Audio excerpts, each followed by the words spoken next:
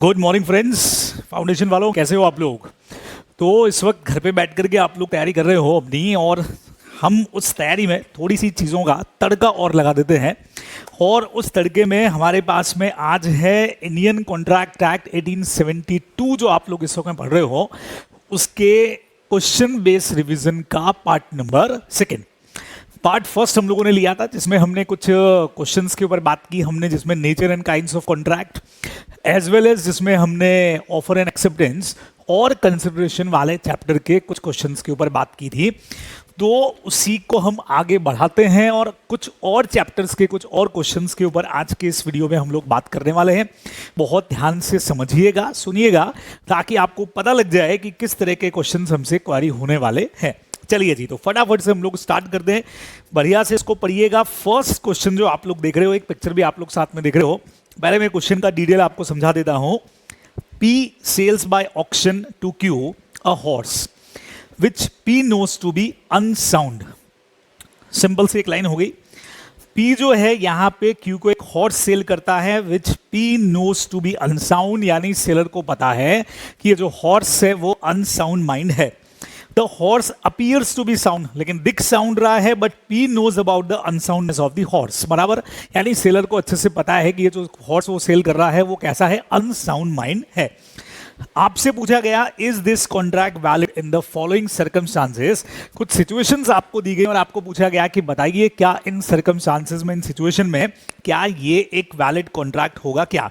ठीक है, अब आप कहेंगे सर एग्जाम्पल है, लेकिन आपने पिक्चर्स यहाँ पे क्यों दी है? आप देखेंगे कि पिक्चर इसलिए दिया, थोड़ा सा इसको रिप्रेजेंट करके देखें। फर्स्ट, पहले क्वेश्चन नंबर ए पढ़ता हूं। If P says nothing about the unsoundness of the horse to Q, यानी सेलर ने बायर को हॉर्स की अनसाउंडनेस के बारे में कुछ भी नहीं बताया है। तो यहां से अब आप इसको देखें, ये जो मैंने पिक्चर यहां पे ली है, ये हमने ले लिए हैं, ये आप जानते हैं महेश भट्ट साहब हैं, बराबर।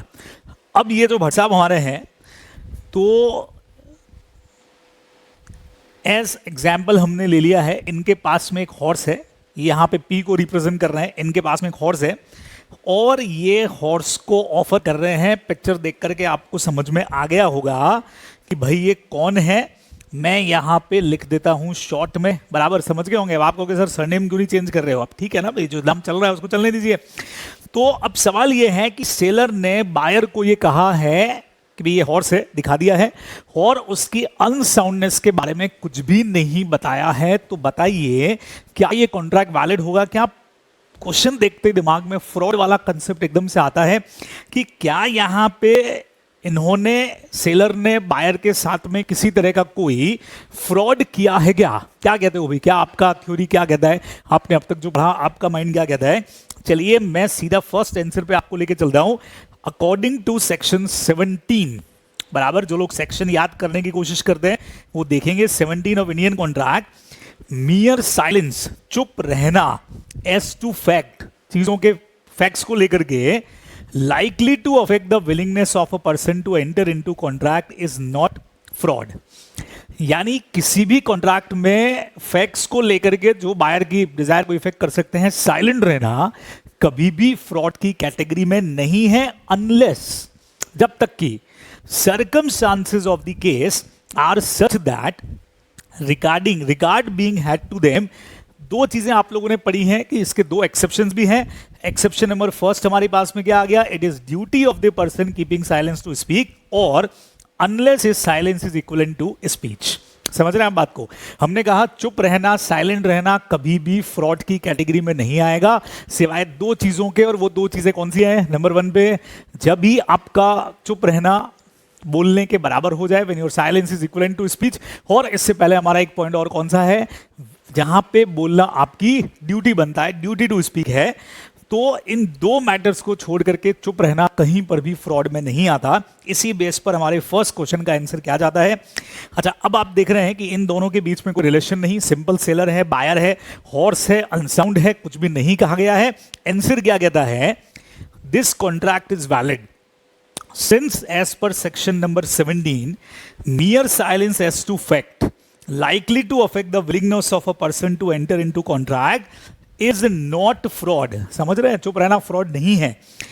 Here it is not the duty of the seller to disclose the fact, यानी सेलर का बिल्कुल भी ड्यूटी नहीं बनता कि वो इन फैक्ट्स को डिस्क्लोज करे बायर को। ये आप लोग को इधर ध्यान में रखना चाहिए। बराबर, सही है, समझ में आई बात। अब थोड़ा सा एग्जाम्पल चेंज करता हूं। सपोज करो इस बार ये सेलर और ये बायर हो, बराबर। ये भी आप जरूर पहचान गए होंगे, ये महेश भट्ट साहब हैं, ये आलिया भट्ट है, और बट ऑब्वियस है इनका रिलेशन आप लोगों को पता ही होगा, फादर और डॉटर का रिलेशन है। यही हॉर्स अगर भट्ट साहब अपनी डॉटर को सेल कर रहे हैं और अनसाउंडनेस के बारे में कुछ भी नहीं बता रहे हैं, तो बताइए ये फ्रॉड होगा या नहीं होगा। क्वेश्चन देख लीजिए मेरे साथ में। If P says nothing about it to Q, P ने यहां पे क्यू को कुछ भी नहीं बोला। हु इज पीज डॉटर, जो सेलर की डॉटर है। Who has just come to age, मतलब डॉटर है, छोटी है, अभी अभी उम्र हुई है। वो कहते हैं ना जनरली कि हाँ भाई उम्र हो गई है तुम्हारी, बिल्कुल वैसा कुछ। वो उम्र मतलब 60 साल से ऊपर वाला नहीं, ठीक है। तो अब कहने का मतलब एल्डर अभी अभी हुई है, और ये लाइन नहीं भी होती तो भी यही चीज आपके सामने है कि अपनी डॉटर को उन्होंने सेल किया है। और सबसे बड़ी बात, अगर अभी वो साइलेंट रहते हैं तो क्या होगा। तो अगर आपको टॉपिक याद है तो आपको पता होगा, अभी अभी अपन ने पढ़ा कि वैसे तो साइलेंट रहना फ्रॉड नहीं है, but there are some exceptions जहां बोलना आपकी ड्यूटी है। और जिधर फिड्यूशियरी रिलेशनशिप होते हैं, भरोसे वाले रिलेशन जो पेरेंट और चाइल्ड के अंदर होता है, वहां अगर आप साइलेंट रह गए, चुप रह गए, तो it is a matter of fraud. क्या कुछ ऐसा पढ़ा है क्या आपने? आइए चेक करते हैं सेकंड आंसर। हमने सेकंड आंसर में लिखा this contract is not valid since as per section 17 it becomes P's duty to tell Q about the unsoundness of the horse because of fiduciary relationship exists between P and his daughter, है ना। तो यहां पे P का चुप रहना बोलने के बराबर भी माना जा सकता है। आप कुछ भी लिखें, फिड्यूशियरी रिलेशनशिप वाला पॉइंट मेन रहेगा और ये मैटर अपना फ्रॉड का हो जाएगा। ये आप लोग को ध्यान में रखना चाहिए। तो ये हमारा एक्सेप्शन वाला पॉइंट था। अच्छा, अभी एक और सीन बताइए। आप इस आते हैं इस फर्स्ट वाले एग्जाम्पल में, यहाँ पे भट्ट साहब हैं, इधर दीपिका है। अब मान लीजिए कि बायर ने सेलर को ये कह दिया हो कि देखिए सर, हॉर्स मुझे तो ठीक लग रहा है, अगर इसमें कुछ प्रॉब्लम है तो बता दीजिए, अभी बता दीजिए, नहीं तो फिर मैं परचेस करती हूँ इसको, मुझे तो ठीक ही लग रहा है। If Q says to P, if you do not deny it, अगर आप मना नहीं करते हो, I shall assume that the horse is sound. यहां आप वो वाला मैटर मत ले लेना। कौन सा? सर ऐसी तो कोई कंडीशन हम लगा ही नहीं सकते। वो हमारा बात क्या थी कि हम एक्सेप्टेंस, ऑफर देने वाला एक्सेप्टर को ये नहीं बोल सकता है कि अगर आपने कुछ नहीं बोला तो मैं उसको हाँ मान लूंगा। ये बात वो नहीं है। बायर, मेरे ख्याल से सेल्स ऑफ गुड्स एक्ट का हमारा एक छोटा सा कंसेप्ट है, परचेजर बी अवेयर, है ना। केवेट एम्प्टर आप लोग पढ़ के आए होंगे, आपने सुना होगा। तो बायर अपने आप को सेटिस्फाई तो करेगा और उसके लिए सेलर को पूछेगा। तो उसने सिंबली सेलर को गुड्स के बारे में पूछा है, और अगर यहाँ पे पूछ लिया गया है, क्वेरी कर ली गई है बायर की तरफ से, और नाउ अगर सेलर साइलेंट रहता है, पी ने कुछ भी नहीं कहा, इन्होंने मौन धारण कर लिया, बराबर चुप हो गए एकदम, तो ऐसे में क्या होने वाला है? क्या कहते हो? रिस्पॉन्सिबल हो जाएगा, बिल्कुल इक्विवेलेंट टू स्पीच। देखें यहां पे भी कॉन्ट्रैक्ट वैलिड नहीं होगा, क्योंकि यहां पे इनका चुप रहना बोलने के बराबर है और ये फ्रॉड होगा। तो क्लियर मैटर है। इन जनरल बोलना जरूरी नहीं है, लेकिन सामने वाला अगर आपके फिड्यूशियरी रिलेशनशिप में है तो नहीं बोला तो फ्रॉड हो जाएगा। और अगर सामने वाले ने आपसे साउंडनेस के बारे में पूछ लिया है, क्वारी कर ली है, और आप साइलेंट रह गए, तो again it is a matter of fraud. तो ये क्वेश्चन आप लोग को ध्यान में रखना है। टोटल 5 क्वेश्चन आज हम लोग इस वीडियो में कवर करेंगे। ये हमारा था क्वेश्चन नंबर फर्स्ट। बराबर, बहुत क्लियर है मेरे ख्याल से, आराम से समझ गए होंगे आप लोग। बढ़िया क्वेश्चन फ्रॉड के ऊपर। आइए नेक्स्ट पे ऐसा ही एक क्वेश्चन हम लोग ले लेते हैं और, ठीक है। अब इस वक्त हमारे पास में कौन कौन है? Priyanka who is trying to sell an unsound horse. Unsound horse पे क्वेश्चन जो है वो अपने पास खूब बन जाते हैं, ठीक है। तो Priyanka who is trying to sell an unsound horse, बराबर, और क्या कर दिए, वो एक डॉक्टर का सर्टिफिकेट लेकर के आ जाती है, फर्जी सर्टिफिकेट एक डॉक्टर का। Horse to be sound, stating the horse to be sound, and pins it to the stable door. समझ में आ रहा है? प्रियंका के पास में, आप देख रहे हैं प्रियंका की पिक्चर आप लोग देख ही रहे हैं, इनके पास में एक हॉर्स है और उसको बेच रहा है।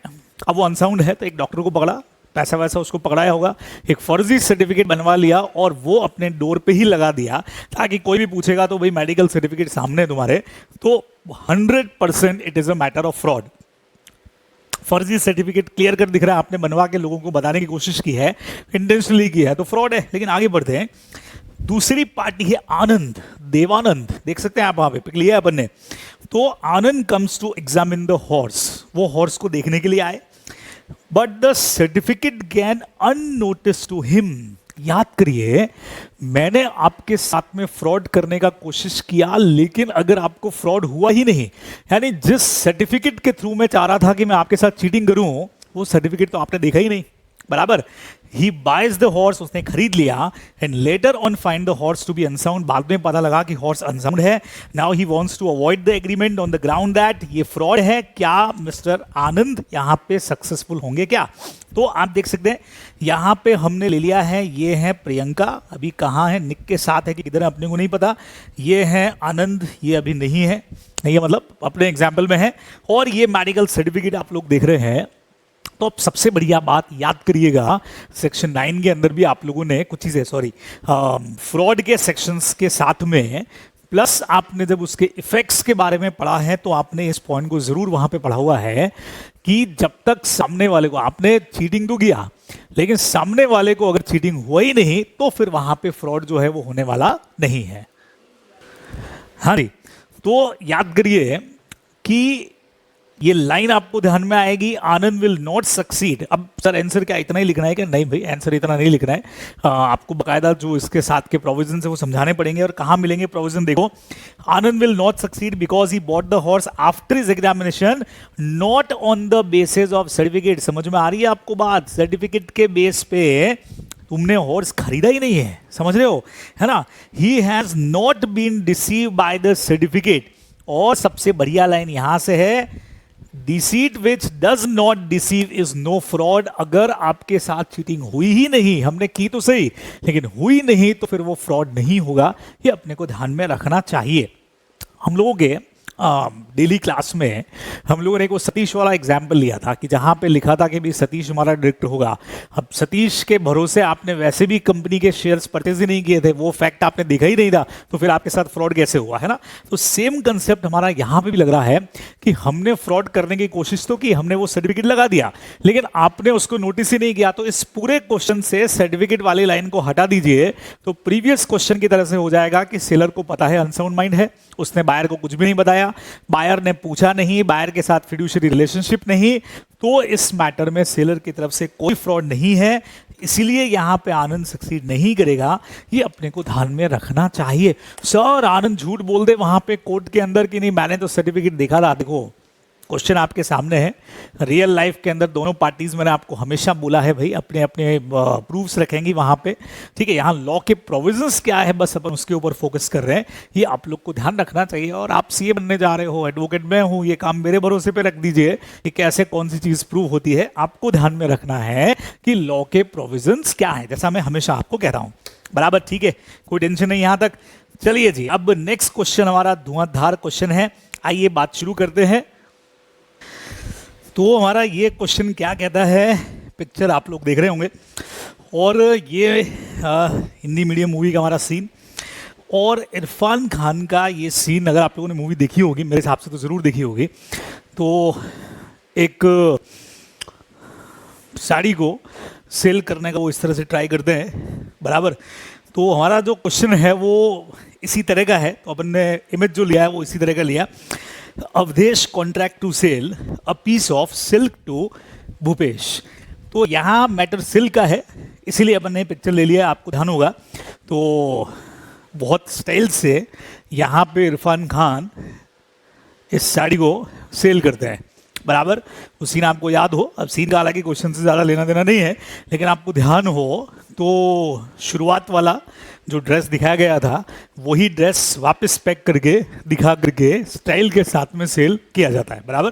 तो सेलिंग ट्रिक है ये सब। अब यहाँ पे क्या हुआ है, अवधेश कॉन्ट्रैक्ट करता है पीस ऑफ सिल्क सेल करने के लिए भूपेश के साथ में। भूपेश थिंक्स, भूपेश बोले तो बायर, वो ऐसा सोचता है कि ये क्या है, चाइनीज सिल्क है, ठीक है, Avdhesh knows that Bhupesh think so. अब सेलर को भी ये पता है कि बायर जो है वो क्या सोच रहा है, बराबर, but Avdhesh knows that it is English silk. अब सिल्क की अलग अलग कैटेगरी आती है, अभी अपने को इतना जाने की जरूरत नहीं है कि क्या क्या सिल्क होता है। अपने लिए खास बात ये है कि कैटेगरी अलग है, बायर समझ रहा है इसको चाइनीज सिल्क, सेलर को अच्छी तरह से पता है कि बायर गलत समझ रहा है, लेकिन सेलर उसको करेक्ट नहीं करता है उसके इंप्रेशन को। अब सवाल ये कि सर ये तो गलत है सर, ये तो सरासर चीटिंग है सर। देखिए, लॉ में भावनाओं में बहने की जरूरत नहीं है ना। लॉ अपनी जगह पे स्ट्रिक्ट है और जो प्रोविजंस हैं उनको उसी तरीके से अपने को पढ़ना पड़ेगा जैसे कि आपको वहां पे देके रखा है। अब यहाँ पे सब्सिक्वेंटली यानी परचेस करने के बाद में भूपेश डिस्कवर कर लेता है कि वो चाइनीज सिल्क नहीं है, क्या वो कॉन्ट्रैक्ट को कैंसिल कर सकता है? क्या क्या कहते हो? तो पहले आंसर पढ़ा देता हूं आपको, Bhupesh can not cancel the contract, नहीं कर सकता है। अगेन एज पर सेक्शन 17, देखो कितना इंपॉर्टेंट सेक्शन है, लगातार इस पर क्वेश्चन है अपने पास में। Mere silence of a party as to certain fact does not generally amount to fraud, बराबर। So Avdhesh is not under a duty to speak. और आगे मैंने वो जो भी केवेड एम्प्टर में बोल रहा था आपसे, जो आप सेल्स ऑफ गुड्स एक्ट के अंदर पढ़ेंगे, या कई लोग हो सकता है पहले से पढ़ के आए हो स्कूल्स वगैरह के अंदर, जहां बायर की ड्यूटी बनती है कि वो चेक करे। हाँ, इस एग्जाम्पल में, इस क्वेश्चन में, अगर बायर ने सेलर से क्वारी कर ली होती, वही अपना अनसाउंड हॉर्स वाले एग्जाम्पल की तरह से पूछ लिया होता कि क्या ये चाइनीज सिल्क है क्या, और वहां पे अगर सेलर साइलेंस मेंटेन कर लेता या झूठ बोल देता, तो it is a matter of fraud, 100% fraud होता। या बायर और सेलर के बीच में कोई फिड्यूशरी वाला रिलेशन होता, बराबर, तो अपने को समझ में आता। या सिल्क की जगह पे कोई इमूवेबल प्रॉपर्टी होती, जैसा आपने एक्सेप्शन के अंदर पढ़ा हुआ है, तो वहां जाकर के साइलेंस जो है वो फ्रॉड की तरह से होता है। अदरवाइज हमारा साइलेंस जो है यहाँ पे फ्रॉड की तरह से नहीं होगा। ये आप लोगों को ध्यान में रखना चाहिए, बराबर। क्लियर मैटर है? तो हम लोग आगे एक और मैटर के ऊपर देख सकते हैं आप लोग यहाँ पे, और एग्जाम्पल बहुत सिंपल है। देखें, Rajpal promises to pay ₹15,000 to the management committee of a school by way of donation. ठीक है, देख सकते हैं आप लोग यहाँ पे, ये भाई साहब कौन है? ये है राजपाल, बराबर। और ये जो राजपाल है, ये राजपाल प्रॉमिस करते हैं pay to ₹15,000 to the management committee of school by way of donation. समझ रहे हैं? The management committee on the basis of Rajpal promise get a water purifier system, ये देख सकते हो आप यहाँ पे, install in the school at a cost of 10,000 on credit. 10,000 में वो खरीद करके ले आते हैं। नाउ राजपाल क्या कर देते हैं? मना कर देते हैं पे करने से कि भैया डोनेशन का पैसा वो नहीं देंगे। What is the remedy available to the management committee of the school? आपको याद अगर हो तो हम लोगों ने इस टॉपिक को किधर पढ़ रखा है, डोनेशन वाला। हमने कहा था अकॉर्डिंग सेक्शन 25, वैसे तो नो कंसिडरेशन नो कॉन्ट्रैक्ट, बराबर, but we have certain exceptions जहां बिना कंसिडरेशन के भी कॉन्ट्रैक्ट वैलिड होता है, और उसमें एक पॉइंट था अपना डोनेशन का। अब डोनेशन में भी आप लोगों ने पढ़ा कि अगर कोई पर्सन डोनेशन के लिए प्रॉमिस करे और देन डोनेशन प्रोवाइड नहीं करे तो आप उस पर केस नहीं कर सकते हो, बराबर। देख रहे हो, ये जो टोपी वाले भाई साहब है राजपाल यादव, इनके ऊपर केस नहीं हो सकता है। लेकिन आपने ये भी पढ़ा कि अगर डोनर के प्रॉमिस के बेसिस पे कुछ लाइबिलिटीज अगर क्रिएट कर दी है डोनी ने, डोनी बोले तो स्कूल वालों ने, बराबर, जिन्होंने डोनेशन एक्सेप्ट किया था, तो उन्होंने अगर कोई लाइबिलिटी क्रिएट कर दिया है तो उस केस में आप रिस्पॉन्सिबल हो जाओगे। कितने अमाउंट के लिए? प्रॉमिस अमाउंट और actual liability amount which ever is less, बराबर। तो क्या कहते हैं यहाँ पे आंसर? थोड़ा सा हिंट आपको मैंने दिया, प्रोविजन आप वो वाला लिखने वाले हैं। The contract is binding on Rajpal because the management committee has undertaken liability on the faith of Rajpal promise. ये केस रेफरेंस जो केदारनाथ वर्सेस गौरी मोहम्मद का है, ये भी इसी का रेफरेंस है जो आप लोगों ने अपने रेगुलर क्लासेस के अंदर भी पढ़ा भी है इसका एग्जाम्पल। ये अपने को ध्यान में रखना चाहिए, बराबर। तो बहुत सीधा ऐसा हो गया, डोनेशन, अच्छा अगर डोनेशन दे दिया होता है तो कंप्लीटेड डोनेशन तो वैसे भी वैलिड कॉन्ट्रैक्ट होता है, इवन विदाउट कंसिडरेशन है। लेकिन प्रॉमिस में आपको ध्यान में रखना है, दो बातें होंगी, या तो लाइबिलिटी क्रिएट हुई या नहीं हुई। अगर लाइबिलिटी का क्रिएशन नहीं है तो आपकी लाइबिलिटी नहीं है पे करने की। लेकिन अगर लाइबिलिटी क्रिएट कर दी है डोनेशन लेने वाले ने आपके प्रॉमिस के फेथ पे, तो मतलब यू आर रिस्पॉन्सिबल टू पे, बराबर। लेकिन कितना? जितना प्रॉमिस अमाउंट है और जितना एक्चुअल लाइबिलिटी अमाउंट है, विच एवर इज लेस, जितना कम हो, ये अपने को ध्यान में रखना चाहिए। बराबर, खत्म हो गया। चलिए जी, लास्ट नंबर क्वेश्चन पे हम लोग पहुंच गए। बहुत जबरदस्त वाला क्वेश्चन है, बढ़िया क्वेश्चन है। देखिए आप ये क्वेश्चन क्या कहता है, एग्जाम में आया हुआ क्वेश्चन है हमारा। मिस्टर सोहन लाल, ये जो आप देख रहे हैं ये हैं सोहन लाल जी, बराबर। सोल्ड 10 एकड़ ऑफ, ये इनके पास में एक एग्रीकल्चरल लैंड है, टू मिस्टर मोहन लाल। ये जो हैं ये हैं मोहन लाल, समझ रहे हैं। तो सोहन लाल ने अपनी 10 एकड़ जमीन मोहन लाल को सेल की है 25 ऑफ सितंबर 2018 को 25 लाख रुपए, 25 लाख रुपीस में। Now property papers mention a condition. अब जो प्रॉपर्टी पेपर्स बने उसमें कंडीशन दी गई है, among other details, that whosoever purchase the land, जो भी लैंड परचेज करेगा, फ्री टू यूज 9 एकड़ एज पर हिज चॉइस। जो भी परचेज करे, सोहनलाल ने बोला मोहनलाल जी को कि देखिए मोहनलाल जी, ऐसा है कि आप ये ज़मीन परचेज कर रहे हो, करो, 10 एकड़ की ज़मीन है, लेकिन मेरा एक कंडीशन है। अब ऑफर के साथ में कंडीशन हो सकता है भैया, सामने वाले ने एक्सेप्ट कर लिया तो ऑफर के साथ में कोई टेंशन नहीं है, सो काउंटर ऑफर मत समझ लेना, क्योंकि ऑफरर ही कंडीशन लगा रहा है ना, सेल डीड में कंडीशन लगती है। तो उन्होंने क्या लगाई कि 9 एकड़ आप अपने हिसाब से काम में लेना, बट द रिमेनिंग 1 एकड़ has to be allowed to be use by Mr Chhote Lal, बराबर। ये रहे छोटे लाल, जो कौन है, son of the Sohan Lal, seller के सन है, कैरिंग आउट फार्मिंग और other activity of his choice. वो उस 1 एकड़ पे चाहे अपना फार्मिंग करे और कोई काम में ले, 1 एकड़ आपको मेरे बेटे छोटे लाल के लिए रखनी पड़ेगी, बराबर, समझ में। श्योर, ऐसा कंडीशन कोई कैसे लगा सकता है, क्यों नहीं लगा सकता, कोई इलीगल है क्या इसमें, नहीं है ना। अब सामने वाले को परचेस करना होगा, करेगा, नहीं करना होगा, नहीं करेगा, इसमें हमको, हमारी कोई टेंशन नहीं है इसके अंदर, बराबर। तो इनके बीच में एक कॉन्ट्रैक्ट हो गया है, सोल्ड वर्ड लिखा है, मतलब सेल कर दी गई है, प्रॉपर्टी के पेपर्स में कंडीशन मेंशन है, बराबर।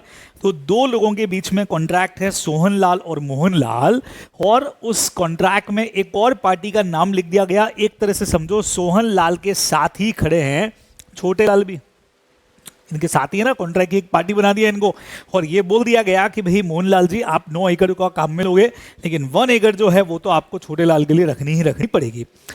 12 अक्टूबर 18 को सोहनलाल जो है वो इस दुनिया से निकल लिए, died, leaving behind son and wife, ठीक है, बराबर, बेटा पीछे है, मदर है उसकी। 15 अक्टूबर को परचेजर ने यानी मोहनलाल ने स्टार्ट किया कंस्ट्रक्शन, एक ऑडिटोरियम बनाने का सोचा कि भाई बढ़िया एक ऑडिटोरियम यहाँ पे बनाएंगे, ठीक है, ऑडिटोरियम यहाँ बनाने का सोचा कि एक ऑडिटोरियम बना देंगे ऑन द होल 10 एकड़ ऑफ लैंड। ये पूरी 10 एकड़ की ज़मीन पे एक बढ़िया सा ऑडिटोरियम बनाएंगे, बराबर, बढ़िया प्रोग्राम्स वगैरह, फंक्शंस वगैरह होंगे वहाँ पे, शादी वादी में देंगे। आजकल तो चल रहा है, आजकल तो कुछ नहीं चल रहा है वैसे, हाँ मैरिजेस हो रही हैं 50 की लिमिट्स में हो रही हैं, लेकिन हो रही हैं।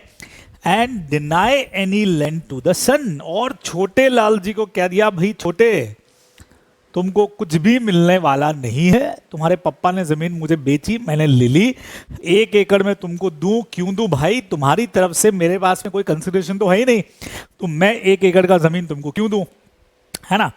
Now mister Chhotelal wants to file a case against the purchaser Mohanlal ji के अगेंस्ट में and get a suitable redress, का मतलब उनको कानूनी उपचार चाहिए, कानून से रिलीफ चाहिए, मदद चाहिए। तो हमने आपसे पूछा बताइए छोटेलाल का प्लान ऑफ एक्शन क्या होने वाला है। तो बहुत सीधा सीधा सा पॉइंट है, वैसे तो कॉन्ट्रैक्ट हमारा होता है पीवीटी, जिसमें स्ट्रेंजर केस नहीं कर सकता है, लेकिन सबसे बढ़िया बात ये समझोगे कि ये जो मैटर है वो स्ट्रेंजर टू कॉन्ट्रैक्ट यानी प्रिविटी टू कॉन्ट्रैक्ट का है ही नहीं, है ना। ये मैटर है स्ट्रेंजर टू कंसिडरेशन वाला, जहां लॉ ये क्या कहता है कि कंसिडरेशन में मूव फ्रॉम प्रोमिसी और एनी अदर पर्सन, यानी हमने इसी में छोटे लाल का जब नाम लिख दिया, एक तो कॉन्ट्रैक्ट की कंडीशन में लिख दिया और आपने एक्सेप्ट किया, तो आपको कंडीशन माननी पड़ेगी, वैसे भी सोचो तो, बराबर। फिर छोटे लाल की तरफ से सोहन लाल और ऑलरेडी मोहन लाल में कॉन्ट्रैक्ट हो चुका है, उसमें यहाँ पे इसका राइट ऑलरेडी इंक्लूड है छोटे लाल का, उसकी तरफ से कंसिडरेशन ऑलरेडी सोहन लाल दे चुका है, तो अभी नए कंसिडरेशन की आपको जरूरत नहीं है, बात को मानना पड़ेगा, ठीक है। अब कई लोगों का यहाँ पे प्रिविटी टू कॉन्ट्रैक्ट और स्ट्रेंजर टू कंसिडरेशन में कुछ कंफ्यूजन रहता है, तो मैं एक अलग से वीडियो उसके ऊपर बहुत जल्दी बना के आपको देने वाला हूँ, ताकि इनमें जो कंफ्यूजन आपका अगर क्रिएट होता है तो बिल्कुल बहुत ढंग से बेटर तरीके से दूर हो जाए, तो उसके लिए अलग वीडियो बनाएंगे अपन। फिलहाल यहाँ देखें क्या लिखा है, problem as asked in the question is based on the provision of Indian contract act 1872 as contained in section 2D। जो हमारा डेफिनेशन है कंसिडरेशन का, and on the principle privity of consideration, ध्यान रखिएगा प्रिविटी ऑफ कॉन्ट्रैक्ट नहीं, consideration जो अपने पढ़ा stranger to consideration. Consideration is one of the essential element to make a contract valid and it can flow, देखना promisee और any other person, अपन ने पढ़ा ना कंसिडरेशन प्रोमिसी या उसके बिहाफ पे कोई और भी दे सकता है. In view of the clear language used in the definition of consideration, it is not necessary that consideration should be furnished by the promisee only. वही दे जरूरी नहीं है. A promise is enforceable if there is some consideration for it and it is quite immaterial whether it moves from the promisee or any other person. है ना.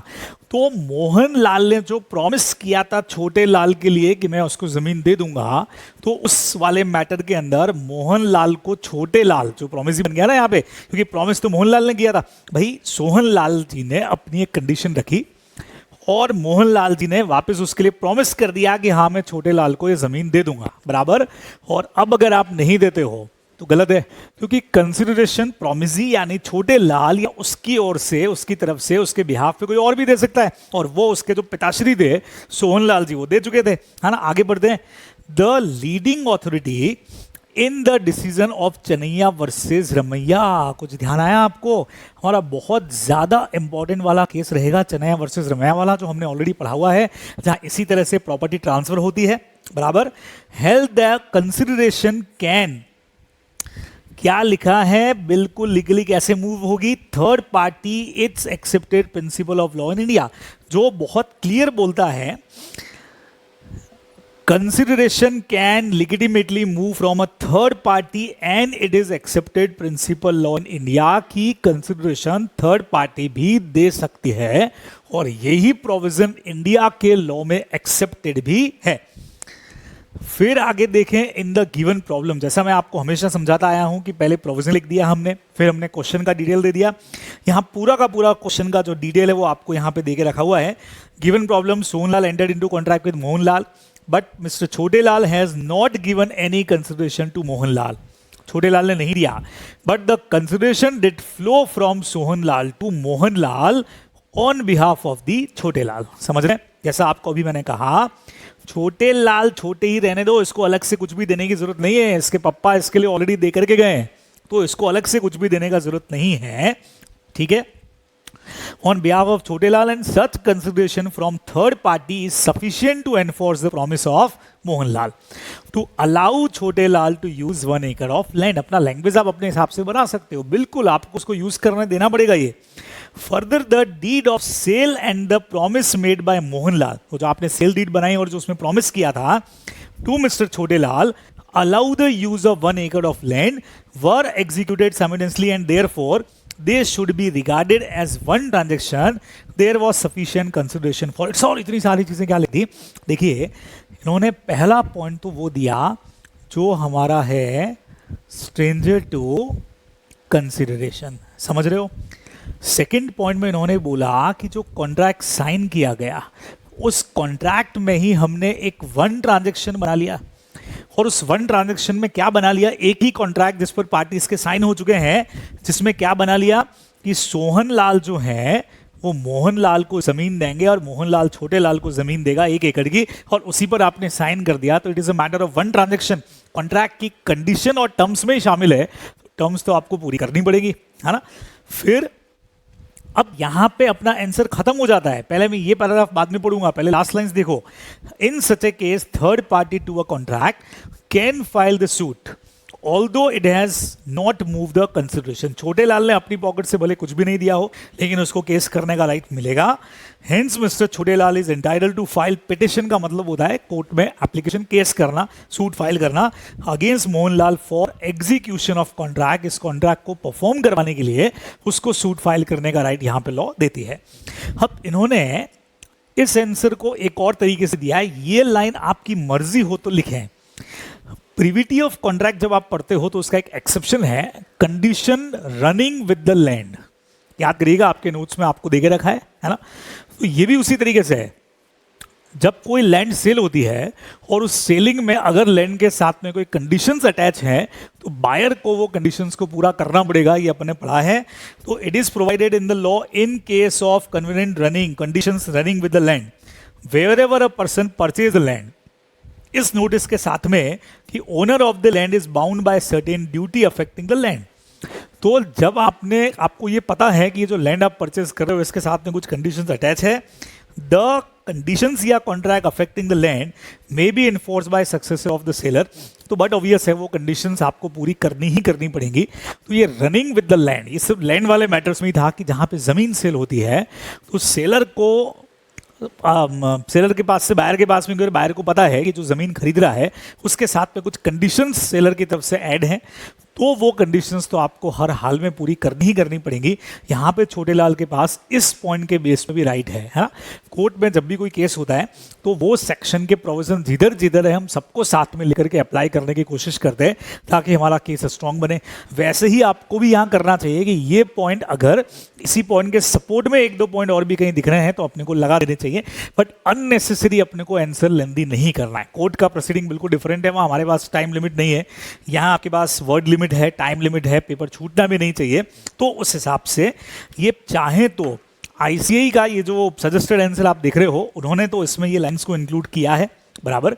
एक तरह से ये अल्टरनेट आंसर का मैटर भी हो सकता है कि आप इससे भी अपना आंसर लिख सकते हैं, और मेनली अपना एक्सेप्शन वाला पॉइंट तो यहाँ पे है ही है, ये अपने को ध्यान में रखना चाहिए बराबर। तो फ्रेंड्स यहाँ आकर के हमारा रिवीजन का ये लेक्चर भी हो जाएगा ख़त्म। तो इसी तरह से रिवीजन वीडियोस धीरे धीरे आपके पास में आते रहेंगे, और साथ ही साथ में कुछ खास टॉपिक्स हैं। हाँ, बहुत जल्दी में एक वीडियो, एक तो अभी मैंने आपको बोला कि stranger to contract, stranger to consideration के डिफरेंसेस क्या हैं, कैसे उनको बेटर समझ सकते हो उस पर, और देन स्टूडेंट्स के जो डाउट्स मेरे पास में फ्रीक्वेंटली आते रहते हैं उनके ऊपर एक वीडियो में बनाऊंगा कि किस तरह से आपके डाउट्स जो हैं वो मेरे पास में आ रहे हैं मेन टॉपिक्स के ऊपर, और कुछ डाउट बहुत इंटरेस्टिंग है। तो सब लोग उसको देखेंगे पढ़ेंगे तो आप लोगों को मज़ा आएगा कि हाँ ये डाउट तो हमने भी सोचा था, तो उसके आंसर्स के ऊपर भी हम लोग डिस्कस यहाँ पे करने वाले हैं। ठीक है, इतना आज करिए, चैप्टर को श्योरली अच्छे से तैयार कर लीजिएगा। जल्दी वापस मिलते हैं, थैंक्स अ लॉट।